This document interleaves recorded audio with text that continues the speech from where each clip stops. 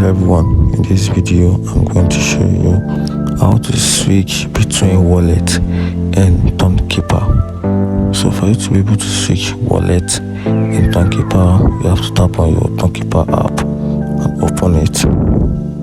Good. When you open it, then you tap at the top option with a drop down arrow.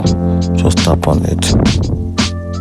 Then from here you can see that I have different section or different type of wallet, and even the first wallet of mine about 0.5 USDT. The second wallet, which is wallet B4R2, I have 0 coin, and the other one, which is Neymar, I have 0 coins. So for me to be able to switch in this in between this wallet, I have to tap on this particularly.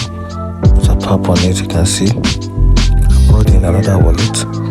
If I want to switch again, I'll tap on this again, then I'll tap on this. If I want to switch again, I'll tap on this, and this is how you can switch between wallet and Tonkeeper.